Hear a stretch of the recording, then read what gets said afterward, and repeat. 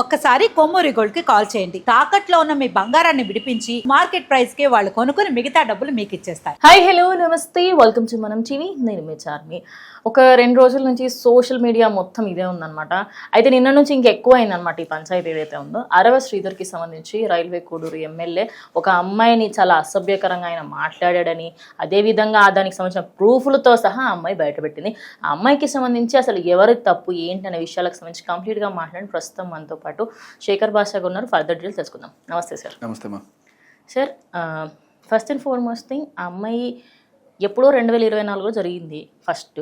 అప్పటి నుంచి ఏ రోజు మాట్లాడలేదు. ఇప్పుడు ఎందుకు మాట్లాడాల్సి వస్తుంది వద్దని చెప్పినందుకు? అసలు ఏమైంది అనుకుంటున్నారు సార్ మీరు?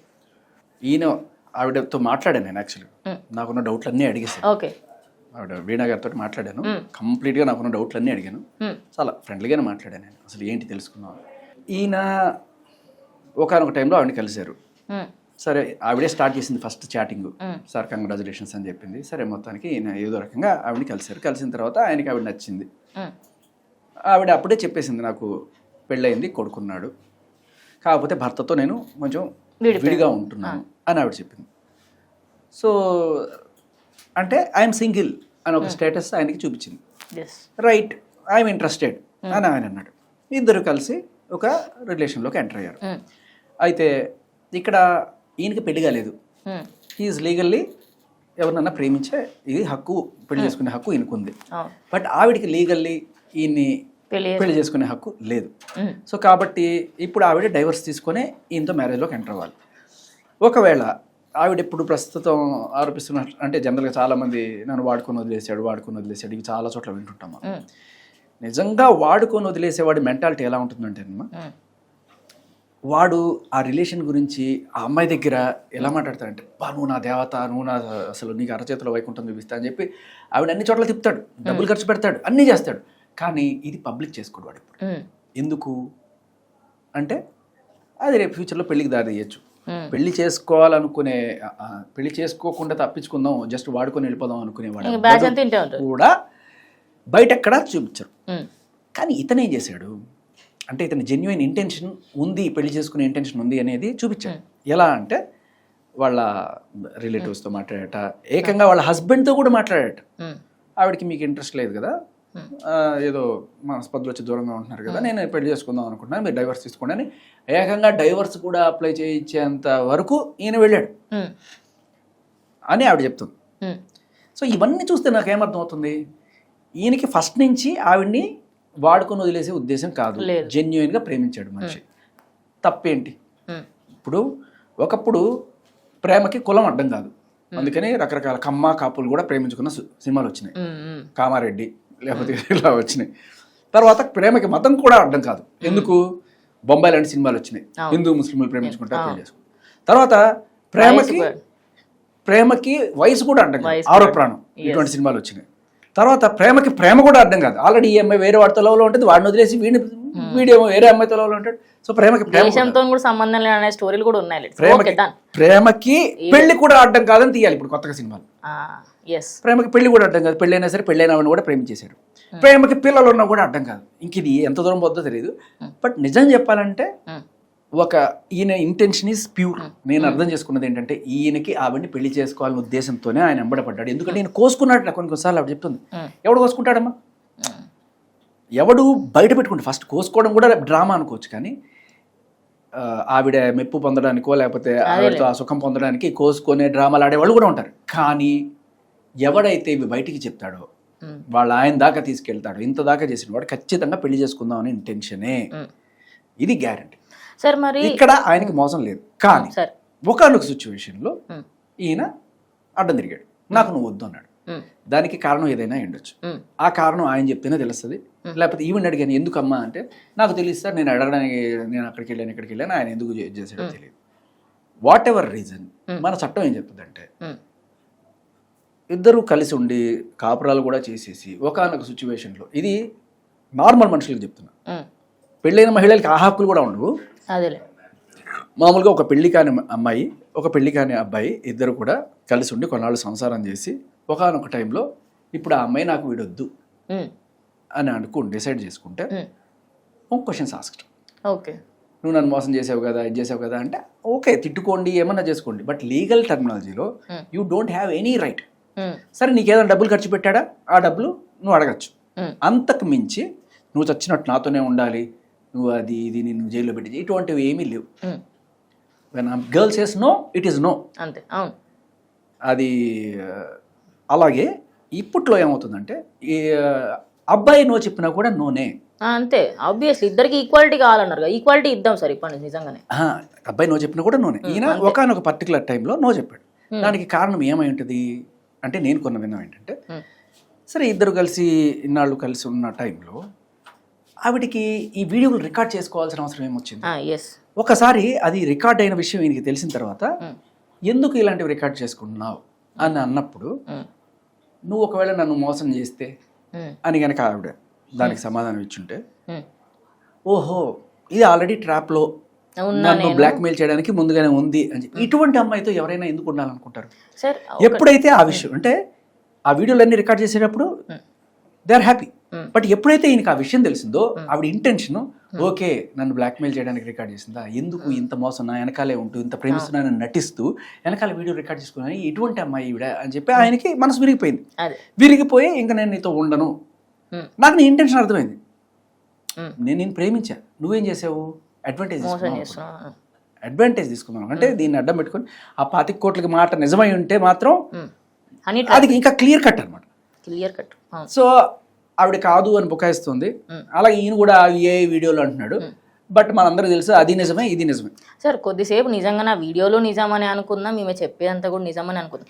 ఇప్పుడు ఇన్ని రోజుల తర్వాత అంటే ఇప్పుడు ఒకటి సార్ 5 సార్లు గర్భవతి అయింది, ప్రెగ్నెన్సీ తీసేపించుకున్నానని కూడా చెప్పడం జరిగింది కదా సార్. దాని గురించి ఒకటి, ఫస్ట్ టైం సరే సోయలేదు, సెకండ్ టైం సోయలేదు, మూడోసారి 4వసారి అయ్యేంత వరకు సేఫ్టీ వాడమని చెప్పలేకపోయింది ఆవిడ.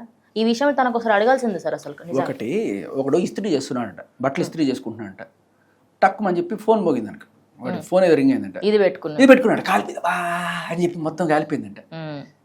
సరే డాక్టర్ దగ్గరికి వెళ్ళాడంట, 2 చెంపలు కాలిపోయినాయంట. ఏంట్రా ఎందుకు కాలిందని అడిగాడంట. వాడు ఎవడో ఫోన్ చేశాడు, సార్ నేను ఎదుర్కొని ఇస్త్రీ పెట్టుకున్నాను అంట.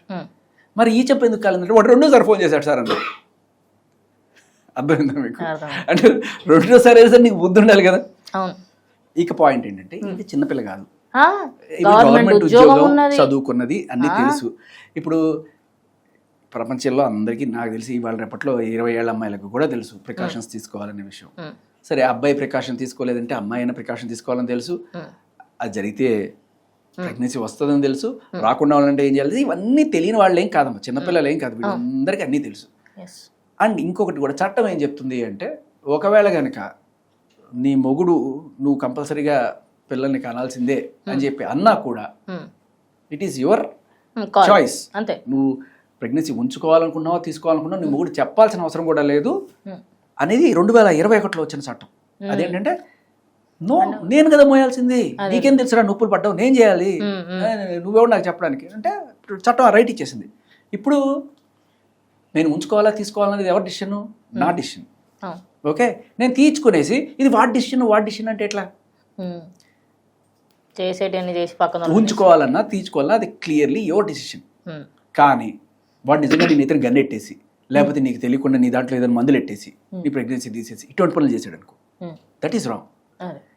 బట్ నీ అందరికి నువ్వే హాస్పిటల్కి వెళ్ళి, సరే ఆయన తీసుకెళ్ళి ఉండొచ్చు, ఆయన బండిలో వెళ్ళి ఉండొచ్చు, కానీ నేను ఇతను కనిపెట్టాడా లేకపోతే ఏమైనా చేశాడా?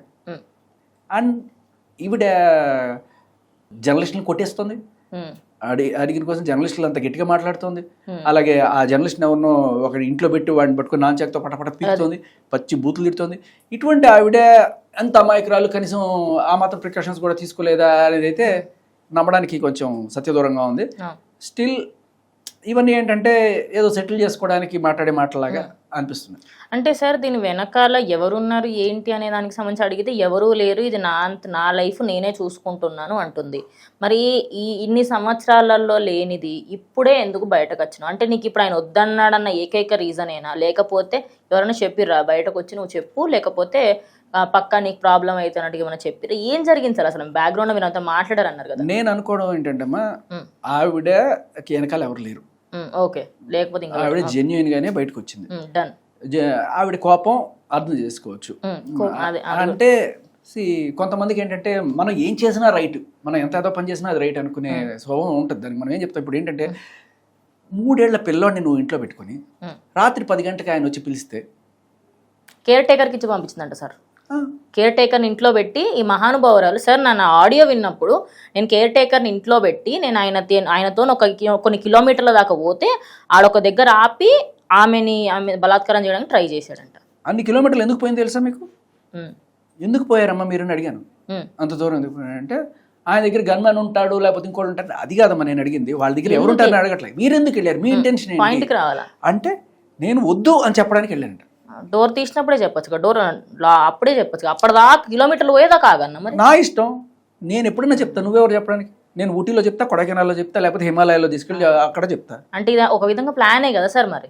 అదే అంటున్నా, చాలా క్లియర్ కట్గా. ఇప్పుడు రేపు కోర్టులోకి వెళ్ళినప్పుడు కూడా నువ్వు ఎందుకమ్మా ఏ ఇంటెన్షన్తో వెళ్ళావు రాత్రి 10 గంటలకి, ఎమ్మెల్యే కదా ఆయన అలా చేయడం అనుకున్నానంటే అందరూ కూడా అదే అనుకుంటున్నారమ్మా.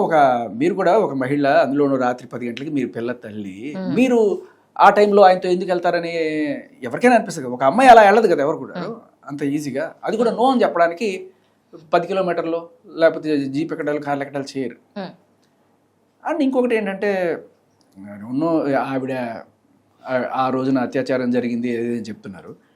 ఇవాళ రేపట్లో కోర్టులు ఏం చెప్తున్నాయంటే నువ్వు సరే మొదటిసారి అత్యాచారం జరిగిన తర్వాత రెండోసారో మూడోసారో నాలుగోసారో అది ఒక పర్టికులర్ టైంలో నువ్వు హ్యాపీగా ఉన్నావు, ఆయనతో రిలేషన్లో హ్యాపీగా ఉన్నావు అని చెప్పేది ఒక 6 నెలలు 1 సంవత్సరం నువ్వు హ్యాపీగా ఉన్నావు.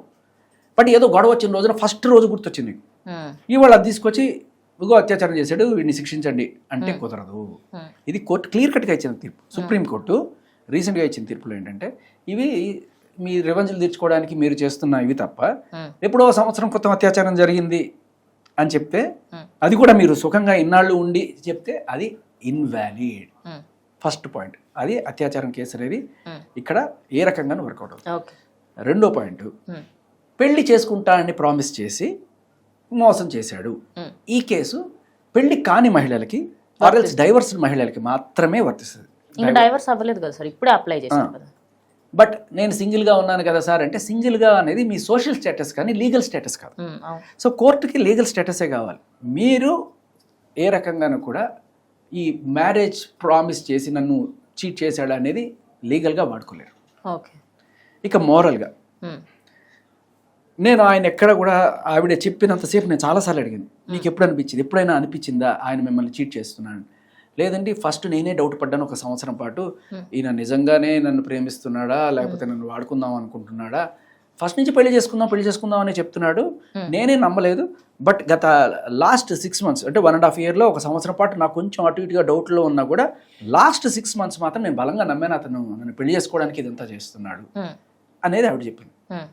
నేను అప్పుడు అడిగాను, మరి ఈ సంవత్సరం అంతా కూడా ఆయన మిమ్మల్ని పెళ్లి చేసుకుంటానని ప్రామిస్ లేకపోయినా కూడా మీరు కలిసి ఉన్నారు కదా, మరి అప్పుడేం వీక్తున్నారు బయటకు చెప్పొచ్చు కదా. సరే ఫైన్ అంటే ఆవిడ సంగతి వదిలేండి, ఆయన ఎక్కడ కూడా సరిగ్గానే ఉన్నాడు. ఆయన ఈ 1.5 సంవత్సరము చాలా క్లియర్ కట్గా ఆవిడని పెళ్లి చేసుకుందాం అనే ఉద్దేశంతోనే క్లియర్ కట్గా ఉన్నాడని నాకు అనిపిస్తుంది. ఏదో జరిగింది, అదే ఎస్పెషల్లీ ఈ వీడియోలు రికార్డ్ చేయడం ఇవన్నీ చూసినప్పుడు ఆయన మనసు విరిగిపోయింది. బ్లాక్మెయిల్ చేయడానికి ఏంటంటే ఇట్లాంటి వాళ్ళకి దూరంగా ఉండడం మంచిది అనుకున్నాడు, దూరం వెళ్ళిపోయాడు. ఒకటి కానీ ఒక్కటి సార్, ఇప్పుడు నార్మల్ వ్యక్తులే వీడియో కాల్ చేయడానికి కొంచెం ఆలోచిస్తూ ఉంటాడు. ఆయన ఆమె రికార్డ్ చేస్తుందా చేయదా అనేది కొంచెం పక్కకు పెట్టేస్తే వీడియో కాళ్ళల్లో అంత అశ్లీలకరంగా చూపించడం ఆయన తప్పు కూడా ఉంది సార్. అమ్మా ప్రేమ గుడ్డిది అని ఊరికే అనరు ఆ టైంలో. అందులో నేను ఎమ్మెల్యేని నాతో ఎవరంత ఈజీగా పెట్టుకోరని ఇదే కూడా ఉండొచ్చు, బట్ అది తప్పలేదు. నేను ఒక మాట చెప్తా, అది ఇద్దరి పర్సనల్ రిలేషన్. ఇప్పుడు నేను రివర్స్లో మరి ఇప్పుడు అది బయట పెట్టింది కదా సార్, పర్సనల్గా తీసుకున్న వీడియోలో బట్ట బయలు చేసి పబ్లిక్ ముందు పెట్టి ఇప్పుడు ఆయన ఇజ్జత్ తీస్తున్నది కదా, ఇదంతా వాళ్ళ పర్సనల్ జరిగినప్పుడు. ఇప్పుడు మీరు చెప్పండి, ఇదే రివర్స్లో జరిగింది అనుకోండి. ఒక అమ్మాయి ప్రేమించుకున్నారు, అబ్బాయి దగ్గర అమ్మాయి వీడియోలు అన్నీ ఉన్నాయి, ఆ అమ్మాయి చీట్ చేసి వెళ్ళిపోయింది. ఇప్పుడు వీడికి మండిపోయింది, ఇప్పుడు ఈ అమ్మాయికి ఎట్ట అయితే మండి. ఇప్పుడు వీడు మీడియా ముందుకు వచ్చి చూడండి సార్ ఈ అమ్మాయి నేను ఇట్లా నాతో ఎన్నో ఇటువంటి కాల్స్ మాట్లాడేదని చెప్పి మీడియా ముందుకు పెడితే ఏం చేస్తారు వాడిని? ఆబ్వియస్గా చేయలేదు, డౌట్ లేదు. మరి ఈవెన్ ఎందుకు వేయట్లేదు అంటే మగాడి శీలానికి మగాడి మానానికి వాల్యూ లేదు, అంతే కదా. మగాడిని ఇష్టం వచ్చినట్టు చూపించుకో, వాడు నగ్నంగా రోడ్లో పెట్టుకో, ఆడు ఎమ్మెల్యే అయినా సరే సీఎం అయినా సరే మీ ఇష్టం వచ్చినట్టు రోడ్లో పెట్టేసుకుంటారు, మిమ్మల్ని ఆడడానికి చట్టాలు లేవు. ఇదే రివర్స్లో జరిగితే ఈ పాటికి లోపలేసేసి ఆడపిల్లని గౌరవాన్ని తెస్తారు, మగాడికి గౌరవం ఉంటుందా? మీ గొడవ ఏదైనా కానీ మీరు తెలుసుకోండి. విక్టిమ్ కార్డ్ వాడుతుంది కదా సార్, నేనే బాధితురాలు అన్నట్టుగా వాడుతుంది కదా కంప్లీట్ గా, నేనే లవ్ చేశాను. అవును, వీడు కూడా బాధితురాలు. వీడు చూపిస్తాడు, ఇదిగోండి సార్ నేను ఈ అమ్మాయి ప్రేమించుకున్నాను సార్, ఇదిగోండి సార్ ఇన్ని మెసేజ్లు పెట్టింది సార్, నువ్వు లేకపోతే చచ్చిపోతానని సార్, కోసుకుంది సార్, ఇన్ని చేసి ఇవాళ నన్ను వదిలేసింది సార్, చూడండి సార్ అని చెప్పి ఆ మెసేజ్లు కానీ ఆ అమ్మాయి వీడియోలు కానీ పెట్టాడు అనుకోండి. ఆ మెసేజ్ల వరకు ఓకే, అమ్మాయి వీడియోలు పెట్టాడు అనుకోండి, ఇదిగోండి సార్ అని చెప్పి. అటువంటి వీడియోలు ఇవే కూడా బయట పెట్టాల్సింది లేకుండే కదా సార్, అంటే మీరు ఎంత సెక్షన్ 77 ఐటీ యాక్ట్ ఈవెన్ లోపలేజ్, అది కూడా కరెక్టే. ఇది ఒకటే కాకుండా ఒకవేళ కనుక 25 కోట్లు కనుక నిజమైతే బిఎన్ఎస్ 308 ఎక్స్టార్షన్ కంప్లీట్ గా 25 కోట్లు ఇస్ టూ మచ్ అమ్మా. అంటే ఇది సెటిల్మెంట్ కోసం అడిగినట్టు కూడా లేదు, ఇది క్లియర్ కట్ ఎక్స్టార్షన్ అనిపిస్తుంది. అది నిజమైతే మాత్రం వీళ్ళు ఏం చేయాలంటే ఇమీడియట్గా ఆ కాల్ రికార్డ్ని ఇప్పుడు బిఎన్ఎస్ 63 ప్రకారం వాళ్ళు దాన్ని పంపిస్తే, ఇంతకుముందు 65B అనేవాళ్ళు ఇప్పుడు 63, దాని ప్రకారం వాళ్ళు ఆ హ్యాష్ వాల్యూస్ ఆ డివైస్ అవన్నీ తీసుకొని సీల్ చేసి ఎస్ అని చెప్పి ధృవీకరించేస్తారు. ఇమీడియట్గా వీళ్ళు ఎఫ్ఐఆర్ ఫైల్, నాకు తెలిసి అసలు ఇతను ఫైల్ చేయాలి. ఓకే, ఎమ్మెల్యే ఫైల్ చేయాలంటున్నారా? ఇప్పుడున్న చట్టాలు ఏం చెప్తున్నాయంటమ్మా, బ్రేకప్ అయిపోయిన తర్వాత అబ్బాయి అయినా సరే అమ్మాయి అయినా సరే ఎవరి దారి వాళ్ళు చూసుకోవాలి తప్ప వాళ్ళని బద్నాం చేయడము, ఈ అబ్బాయి చేసిన అబ్బాయిని బద్నాం చేయాలి, అమ్మాయి చేసిన. సో అయిపోయింది, ఏదో అయిపోయింది, ఏదో గొడవ కొట్టుకున్నారు, అయిపోయింది, ఎవరు మన వాళ్ళు బతకండి, సరే తిట్టుకుంటారు. బట్ సొసైటీలో వాళ్ళని బద్నాం చేయడము, లేకపోతే దీన్ని అడ్డం పెట్టుకుని డబ్బులు పొందడం, అబ్బాయి అయినా సరే అమ్మాయి అయినా సరే. ఇక్కడ మనం చాలా జాగ్రత్తగా గమనించాల్సింది ఏంటంటే, అబ్బాయిలు కూడా కొంతమంది ఇటువంటి బ్లాక్ మెయిల్ చేసే విధాలు ఉంటారు. అయ్యో స్టార్టింగ్ ఎన్ని ఊర్లేం సార్, ఇప్పుడు ఇంకా తక్కువ. అమ్మాయి వీడియోలు నేను ఆ సైట్ లో పెడతా, ఈ సైట్ లో పెడతా, చచ్చిపోయిన అమ్మాయిలు కూడా ఉన్నారు కదా సార్ అట్లా. అంటే సో వాళ్ళు బ్లాక్ మెయిలర్స్. ఆ బ్లాక్ మెయిల్ చేయాలంటే అవతల పర్సన్ భయపడాలి.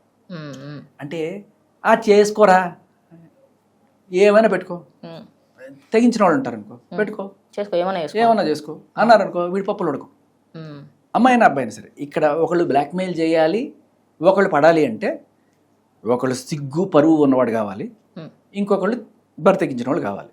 అంతే. ఈ కాలు బయటకు వస్తే నా పరువు పోయినా పర్లా, ఓకే, వీళ్ళు బరితెగించిన వాళ్ళు.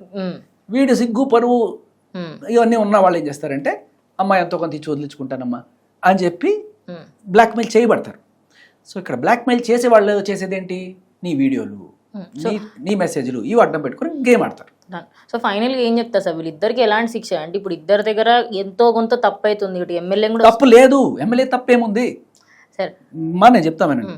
ఎమ్మెల్యే మనస్ఫూర్తిగా ప్రేమించాడు, పెళ్లి చేసుకుందాం అనుకున్నాడు, ఆ అమ్మాయి కోసం కోసుకున్నాడు, ఆ అమ్మాయిని పెళ్లి చేసుకోవడం కోసం వాళ్ళ ఆయనతో కూడా మాట్లాడాడు, అంతా అయిపోయింది. వాళ్ళ ఆయన కూడా ఇచ్చాడు, నా పిల్లాన్ని చంపేస్తాను పెళ్లి చేసుకోకపోతే. అది మీరు ఇప్పుడు ఆ అమ్మాయి చెప్పిన మాట గురించి నేను మాట్లాడు, ఆ అమ్మాయి నోటి మాట కాదు అది అన్న. ఇప్పుడు ఇన్ని ప్రూఫ్లు పెట్టింది కదా, నువ్వు ఇది చూపించు, నేను పిల్లాన్ని చంపేస్తానన్న బెదిరింపు ఎక్కడైనా ఉందా? లేదు. అది చూపించండి. ఇప్పుడు లేదు. అబార్షన్ అయిన దానికి సంబంధించిన ప్రూఫ్ ఏమైనా ఉందా? అవి చూపించండి. ఏ ప్రూఫ్లు ఉన్నా కూడా, నో మ్యాటర్ వాట్, ఏ ప్రూఫ్లు ఉన్నా కూడా ఇక్కడ వన్స్ ఆవిడ మ్యారీడ్ ఉమెన్, డైవర్స్ కాకపోతే ఏ రకమైన హక్కు లేదు ఆవిడకి. ఇప్పుడు ఆమెకి ఎలాంటి శిక్షలు పడాలని మీరు కోరుకుంటున్నారు? నేను కోరుకోవడం కదా, చట్ట ప్రకారం ఏమేమి పడతాయి ఆమెకి అది చెప్పండి. 25 కోట్లు కనుక నిజమైతే బిఎన్ఎస్ 308 అట్రాక్ట్ అవుతుంది, దాంట్లో దాదాపు 7 ఏళ్ల వరకు జైలు శిక్ష పడే అవకాశం ఉంటుంది. అలాగే ఆల్రెడీ అది నిజమా అబద్ధమా పక్కన పెట్టేస్తే ఈయనకి సంబంధించిన ఏ వీడియోలు కావచ్చు, లేకపోతే నిజమైన వీడియోలు కావచ్చు, ఈయన్ని బద్నాం చేస్తూ వీడియోలు బయట పెట్టింది, దానికి ఐటీ యాక్ట్ 77 కింద ఆవిడకి పడుతుంది. దీనికి తోడు ప్రభుత్వ ఉద్యోగం చేస్తున్న ఈవిడ ఇటువంటి పని చేసిన దానికి ఆవిడకి ఉద్యోగం కూడా పోయే ఛాన్స్ ఉంటుంది. ఇకపోతే ఆవిడ నాకు సొసైటీతో సంబంధం లేదు, సొసైటీ నన్ను పోషిస్తుందా అదే. ఇక్కడ మనం గమనించాల్సిందంటే ఆ కొడుకు ఏమవుతాడు ఇది జరిగింది. సో ఇక్కడ నాకు ఒక సమాధానం అయితే దొరికింది.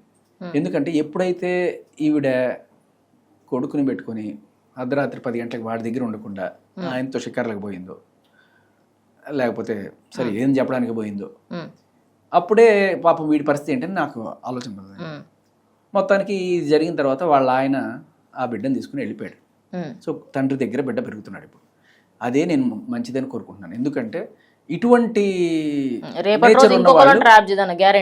ట్రాప్ అనొద్దు, సరే లవ్ చేయొచ్చు, ట్రాప్ అని అంటే నేను లవ్ అని తెలుసుకోవట్లేదు, సరే వాట్ ఎవర్.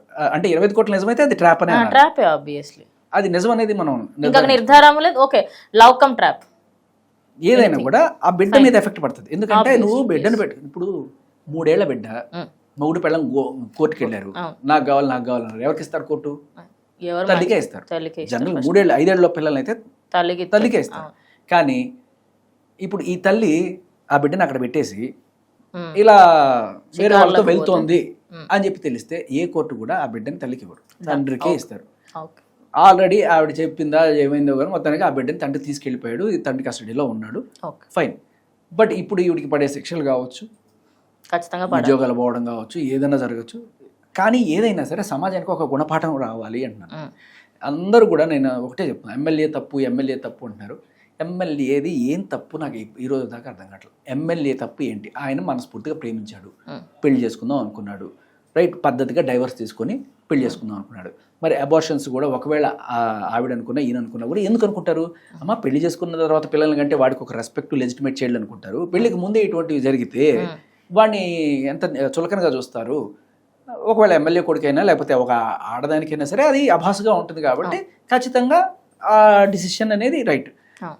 ఇదంతా జరుగుతున్న టైంలో నువ్వు నా వీడియోలు తీసి వాటిని బ్లాక్మెయిల్ చేయడానికి పెట్టుకున్నావు. ఎందుకు? ఇప్పుడు ఆవిడ 25 కోట్లు అడిగిందా లేదా పక్కన పెట్టేస్తే వీడియోలు అయితే తీసింది కదా, రికార్డ్ చేసుకుంది కదా. ఎందుకు? నిజంగా ప్రేమించిన అమ్మాయి వేరే వాడి వీడియోలు రికార్డ్ చేసుకుని ఎందుకు పెట్టుకుంటుంది? సో అక్కడ ఇంటెన్షన్ కనబడుతుంది. ఇప్పుడు అది ఆయనకి అర్థమైంది. ఓహో, ఇవి బ్లాక్మెయిల్ ప్రేమ నిజమైన ప్రేమ కాదు అనుకున్నాడు, టేకప్ చేసుకున్నాడు. ఇక్కడ ఆయన తప్పు ఒక్కటి చూపించాడు. ఆయన తప్పు నాకు తెలిసి ఏమీ కనబడట్లా. ఆవిడని ప్రేమించడం అని కూడా ఆయన గొప్ప సంస్కారం అనుకోవచ్చు. ఇవాళ రేపట్లో ఆల్రెడీ ఒక బ్రేకప్ అయిన అమ్మాయిని ప్రేమించాలంటే నా ఎందుకురా సెకండ్ హ్యాండ్ అది ఇది మాట్లాడే మనుషులు ఉన్నారు. దీంట్లో పెళ్ళయి పిల్లలున్న అమ్మాయిని అయినా సరే మనస్ఫూర్తిగా ప్రేమించి పెళ్లి చేసుకుందాం అనుకున్నాడు ఆయన. అది నిజంగా ఒక బ్రాడ్ మైండెడ్నెస్ అనే అనుకుంటా. కాబట్టి నాకు ఆయన తప్ప ఎక్కడ కనిపించట్లా. ఇంకా నిజంగా చెప్పాలంటే ఇటు ఒకవేళ కనుక ఇది హనీ ట్రాప్ అని ప్రూవ్ అయితే ఇటువంటి వాళ్ళకి శిక్షలు గట్టిగా పడి ఒక గట్టి మెసేజ్ సొసైటీలోకి వెళ్ళాలి.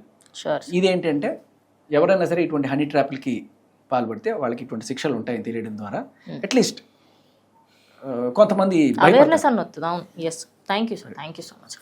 సో చూసారు కదా, ఇది ఇవాళ వీడియో. ఇంకో వీడియోతో మళ్ళీ కలుస్తాం.